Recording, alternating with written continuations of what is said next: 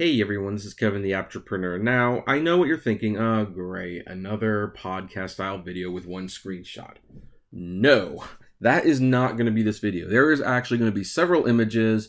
I just don't want my face to be on camera because I think the words that we are going to be discussing are far more important than you seeing my fat, ugly face in front of you. So, that's what's going on right here. But I'm making this video, and as you can judge by the title, I am revisiting a topic, and I'm revisiting it for some very unique reasons. For those of you who are not aware, I made a video that had slight audio sync problems in the middle, so I'm sorry about that, folks, about a Lyft passenger who, after realizing he would only make about $6 for a trip from a Trader Joe's to LAX airport, or maybe it was some beach. I forgot exactly the specific term. Again, that's what the video is for. He would only be making $6, and he left the passenger in a Trader Joe's parking lot. And, you know, of course, the passenger complained, and Lyft kind of gave a non-responsive, answer. And the guy was like amazed, like, I hope that guy doesn't drive. And the video got some very interesting responses, and it got a very polarizing response, which maybe in my naivety, I should have known it was going to get a polarized response. But the interesting thing about it was so polarizing that, there's so many people in the comments who were either praising the driver for what he did, or discouraging the driver, like frowning upon him, like, no, this is wrong. This is discrimination. You can get terminated. And one person even said that several people, I should say, actually, because it was several people were saying, actually, the driver would have made about $13 to $18 for the ride, and so he was complaining about nothing.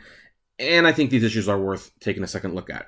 Now, for the record, in terms of the fare, thankfully, Ride with Peterson, who I will link to his video below, he actually took the ride to find out how much it would cost. Apparently, the driver wasn't off by that much. While making more than $6, the driver would have only made $7.29, which, considering it was about a 40 to 45 minute ride, that's pretty close to less than minimum wage. So we can at least assume that the driver who left the passenger in the parking lot was telling the truth when he said this was not worth his time to take the trip in terms of financial reward.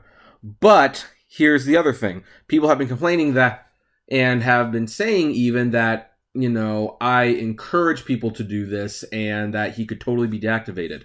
For the record, just to clear up a couple things, I actually did not praise this guy for doing that. I should probably make it clear that while I believe you have the right to do this, I don't actually encourage this. I don't encourage this for the many reasons other people have pointed out, in that you will most likely get deactivated. But here comes a bigger question. Can you be deactivated for doing such a thing? After all, if we are independent contractors and we have more of a say in what we do, how we do it, and when we do it, can actually canceling a ride in the middle of your trip be considered a valid thing, and can Uber and Lyft retaliate? Well, since this happened on Lyft's platform, I decided to comb their user agreement, and, of course, full disclosure, I read as much as I could. I read the whole thing. But after a while, boy, it does start to blur, so I might be missing some finer details, and if anyone has noticed something in the terms of agreement that I have not touched upon in this video, you are free to make another video or comment below, and in fact, I will even try to edit this particular video in the future to include that information to make sure it's as comprehensive as possible. So we're just gonna make that known up front. Also, it just dawned on me this could be a potentially very long video, so I'm sorry about that, folks. Now, the first thing we need to look at is the Lyft disclaimers. Like, what does Lyft promise you from the user agreement? Well, under the disclaimers, which is underneath all the information about, the fees and the service, and, that Lyft is a privately held company, it says, Lyft does not provide transportation services, and Lyft is not a transportation carrier. Lyft is not a common carrier or a public carrier. It is up to the driver to decide whether or not to offer a ride to a rider contacted through the Lyft platform, and it is up to the rider to decide whether or not to accept a ride from any driver contacted through the Lyft platform. We cannot ensure that a driver or rider will complete and arrange transportation service. We have no control over the quality or safety of the transportation that occurs as a result of the services.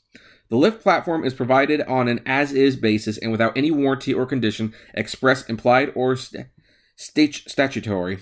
We do not guarantee and do not promise any specific results from use of the Lyft platform and or the services, including the ability to provide or receive services at any given location or time to the fullest extent permitted by the law. We specifically disclaim any implied warranties of title, merchantability, fitness for a particular purpose, and non-infringement. Some states do not allow the disclaimer of implied warranty, so the foregoing disclaimer may not apply to you. We do not warrant that your use of the Lyft platform or services will be accurate, complete, reliable, current, secure, uninterrupted, always available, or error-free, or will meet your requirements, that any defects in the Lyft platform will be corrected, or that the Lyft platform is free of viruses or other harmful components.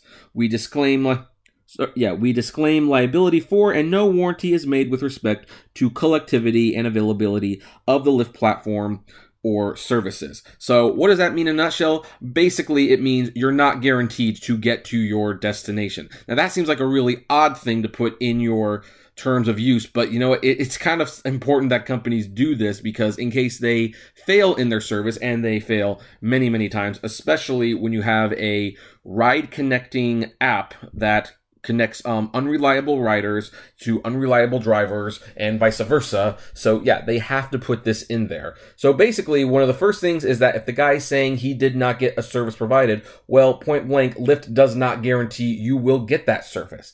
Now then, that does not completely let the Lyft driver off the hook, because even though Lyft might not guarantee a service, will they actually require said service from the driver? You would think that they would, and there's a lot of stuff in the user agreement that suggests that you should act courteous, professionally, and you should do a lot of really good things. And by the way, I agree with it. I do not encourage people to go out and be jerks about this. If you can't deal well with people, this is probably not the business for you. But there are a couple things in the user agreement that is very interesting that does appear to let the driver off the hook. Like, let's look at the relationship with Lyft and what that means. And in the terms of service, the Lyft has written, as a driver on the Lyft platform, you acknowledge and agree that you and Lyft are in a direct business relationship, and the relationship between the parties under this agreement is solely that of independent contracting parties. You and Lyft expressly agree that 1, this is not an employment agreement and does not create an employment relationship between you and Lyft. And 2, no joint venture, franchise or franchisee, partnership, or agency relationship is intended or created by this agreement. You have no authority to bind Lyft, and you understand not to hold yourself out as an employee, agent, or authorized representative of Lyft. Lyft does not and shall not be deemed to direct or control you generally in your performance under this agreement specifically, including in connection with your provision of services, your acts or omissions, or your operation in the maintenance of your vehicle. You retain the sole right to determine when, where, and for how long you will utilize the Lyft platform. You retain the option to accept or to decline or ignore a rider's request for services via the Lyft platform, or to cancel an accepted request for services via the Lyft platform, subject to Lyft's then current cancellation policies. With the exception of any signage required by law or permit license rules or requirements, Lyft shall have no right to require you to A, display Lyft's names, logos, or colors on your vehicle, or B, wear a uniform or any other clothing displaying in Lyft's names, logos, or colors. You acknowledge and agree that you have complete discretion to provide services or otherwise engage in other business or employment activities. And there are 2 things to take away from this that could definitely help the driver out in this case. The first is obviously the fact that you have complete discretion to provide services or otherwise engage in other business or employment activities. That suggests that since he is driving Lyft as his own personal business, and Lyft has publicly stated, and Uber too for that matter, it should be noted, that this is a personal business, that he basically has the right to run the business however he wants. And if that includes kicking out the driver of the car for not wanting to go to the airport for whatever reason, heck, he could technically even kick the driver out of the car if he doesn't like his red shirt. I don't know what shirt color he was wearing, by the way. So that could help first. The other thing is that the sentence here that says you retain the option to accept or decline or ignore a rider's request or services via the Lyft platform, or to cancel an accepted request for services via the Lyft platform, subject to Lyft's then current cancellation policies. And that it's written right there that, yeah, you can cancel the ride. And it does not say when you can cancel the ride. It says you can either decline before you accept the trip, or you can cancel during the trip. Or does it actually say that? Let me double check that. Or cancel an accepted request for services via the Lyft. Yep, it says it right there. You can actually cancel the ride, the accepted trip, in the Lyft platform. So that's another point in the driver's favor. Now, at this point, some of you are saying, well, but this is discrimination, is it not? And, this is the unfortunate thing. The Lyft policy does not actually have a whole lot stated about discrimination. So let's look at what it does say about discrimination. It's actually very short. It says it's like under O for this section, it says discriminate against or harass anyone on the basis of race, national origin, religion, gender identity, physical or mental disability, medical condition, marital status, age or sexual orientation, or cause any third party to engage in the restricted activities above. So these are restrictions. And it does say that you cannot discriminate. However, you will notice here that there is absolutely nothing about the destination of the trip. That is not covered under the discrimination policy, if you will.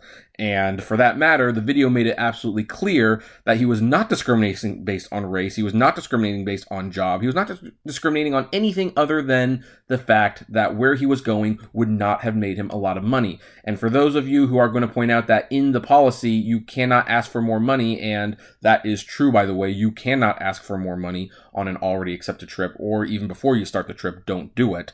But the driver on the video, at the very least, did not ask for money. He simply stated he was not making enough in order to continue the trip. So, by all accounts, he seems totally covered by Lyft's own agreement. Now, is there anywhere else in the agreement where it says discrimination? Yes, because I definitely did that search and find thing. I wanted to make sure I found every instance of discriminate in this document, and it was only used one more time, which is here. And it doesn't seem to have anything to do with the passengers, where it says, except as expressly provided below, all disputes and claim between us, each a claim and collectivity shall be exclusively resolved by binding arbitration. So you see where this is going, right? Like, this is about the arbitration agreement. This actually isn't even about the services Lyft provides. Now, if you look in there, you will see that they will not violate the Discrimination Act and something else. But again, nothing about how Lyft drivers can discriminate against people, nothing against destination, nothing about cost. So from everything that I have looked at the Lyft user agreement, terms of service, I should say, it seems like the driver was actually completely covered to kick the guy out if he wanted to. Now then, with that said, what about Uber? Does Uber say something different? And in fact, they do say some things a little bit differently, so that might be a little bit more complicated, and we will look at those, of course. And the first thing that we will want to look at is under 2.2, under Uber's policies. It says, customer acknowledges and agrees that the Uber service is a technology platform that enables access to request on-demand ground transportation or other services provided by independent contractors. Uber is not a transportation provider. Uber does not guarantee availability of transportation or any other service, on-time arrivals or departures, therefore, or any other service levels related to independent transportations or other providers that may be obtained via the Uber service. So once again, Uber is promising nothing. Uber does not promise you will get to your destination on time. It doesn't even promise you a service. But again, that's to cover their butt just in case you get poor customer service. Uber actually is a little bit more explicit about how the drivers react. But does that mean the driver would still be deactivatable under their terms of service? Well, let's look at this. Under discrimination, because Uber actually has a fairly well-worded discrimination policy, they even have a firearms ban policy, which it should be noted Lyft does not have in their TOS. And Uber says, Uber has a zero-tolerance policy towards discrimination of any kind. This means you will lose access to your account if you are found to have discriminated against drivers or other riders based on their race, color, religion, national origin, disability, sexual orientation, sex, marital status, gender identity, age, or any other characteristic presented under applicable law. So that should be it, right? I mean, nothing about destination, right? Nothing about canceling the trip in the middle, right?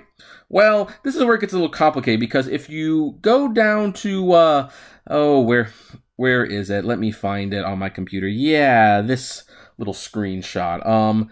They actually expand on the discrimination just a little bit, and unlike the first discrimination policy, this one does mention destination. So the driver could potentially be in trouble on this one. It says, it is, in addition, it is not acceptable to discriminate on the basis of a rider's destination. What does this mean? We understand how important it is to fit driving around your life rather than the other way around. It is not a violation of these guidelines to pass on a trip because the trip does not work for you.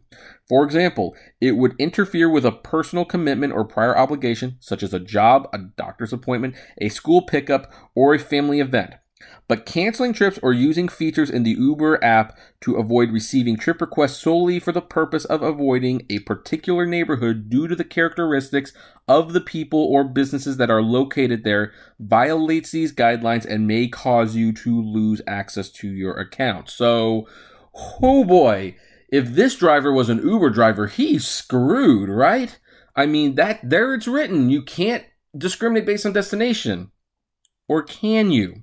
See, here's the thing. Let's look at the destination discrimination again. You know, you cannot cancel, but canceling trips or using features in the Uber app to avoid receiving trip requests solely for the purpose of avoiding a particular neighborhood due to the characteristics of the people or businesses that are located there violates these guidelines and may cause you to lose access to your account. This is where the driver might actually have a little bit of wiggle room because he was not discriminating on that destination based on the people who were there. He said nothing about that. He did not discriminate on that location because of the type of business it was. He did not say that. His concern was simply that the fare wasn't high enough. He was discriminating based on the fare. Now, it was a Lyft driver, so technically this doesn't even, matter to him. I am just reading it for you guys so you understand what it says. Now, of course, I also want to throw in there that even though it says these things, there are multiple points in both of the terms of services, and every TOS has this, that they can let you go for whatever reason they want, whether they just want to end the relationship with you or what they perceive as poor quality of service. So this would definitely fall under poor quality of service. However, since the TOS seems to contradict itself in a couple places, and since phrases like that are generally very vague, if the driver is to be deactivated, he might actually have a chance of fighting it in court, especially since he is a Lyft driver and the Lyft TOS is a lot less specific about what you can't do, and in fact, there is enough wording in there to support the driver, not finishing this ride if he does not want to. And for that matter, there are clauses in the TOS where if you feel unsafe at any time, or, you can, leave someone, and that they have to give that legal room that you can leave someone if you feel unsafe or you feel you are being taken advantage of, partly for safety and partly because you're not an employee. And they state this over and over again. And that's why people who have been deactivated for kicking people out of their car typically get reactivated, because if they bring them even to small claims court, they usually win that one because the terminology is really vague and sometimes contradictory. Now then, before we end this video, and this has been a long one, I am so sorry about that, but I wanted to make sure we got through the whole thing. We need to at least address one more elephant in the room, the thing that I have been accused of by some people, and I think it's worth a response. Do I actually encourage you to do this? No, I do not.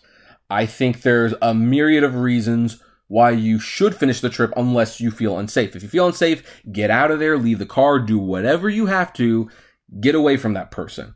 But since this was a situation where it was more of an annoyance and a money-losing proposition, I personally would have finished the trip. Partly because while reading the TOS, I am under the impression I could definitely sue Uber or Lyft if they deactivate for me over this and win. It's really not worth the hassle to do so, and it's just kind of a douche thing to do in the first place, to be perfectly honest. And I also want to address, did I cheer the driver on for doing this? No, I did not do that.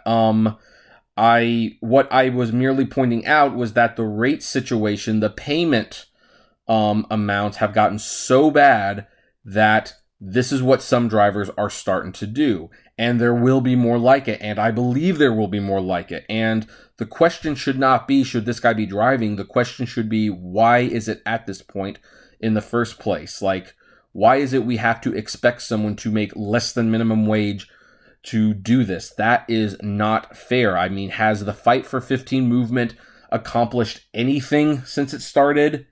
And the final thing that I want to address is the people who say, why am I mad at the passenger? To be perfectly frank, I am not mad at the passenger. In fact, I think the passenger got stuck between a rock and a hard place. All I was saying was that since money seemed to be the issue, the passenger would probably have done well to avoid a conflict had he pulled out a $5 bill. And by the way, I did mention in the video that if he wanted to report this to Lyft afterwards, he was totally free to do that. And, you know, Lyft probably would have deactivated him for that because it is against the policy to ask for more money. It is. Now, since he was recording the incident and we see, you know, no evidence that the driver asked for more money at all, the driver would probably still be safe. In fact, that's probably the most ironic thing about this, is that based on the video clip that the passenger recorded, that video exonerates the driver in several of the accusations that have been levied against him. So if that driver is watching this video and if you got deactivated, I would love to interview you, by the way, and find out what the process was like and what you're going to do about it. But, you know, so let's just clear this thing up. You know, so you want to know what the terms of service says. This is what it says. And there's many, many points, as you can see, that actually suggest you can do this. Now, again, if you want to comb through the TOS and you want to find things that contradict what I have written, I encourage you to do it. And in fact, again, as I stated, I will update this video if need be. That said, I will point out right now, if the views in the terms of service contradict each other, then that is another problem, and that gives the driver even more wiggle room that the TOS is not clear, and therefore it doesn't mean anything if it isn't clear. So that's pretty much where we're going to end this. Sorry for how long this took, but what do you folks think? I guess we can start the debate all over again, so comment below, like, favorite, share, subscribe. If you enjoy videos like this, or just like disagreeing with me, consider becoming a Patreon member for $1 a month. I mean, what is life without a little drama, right? And as always, flame responsibly. Have a good one.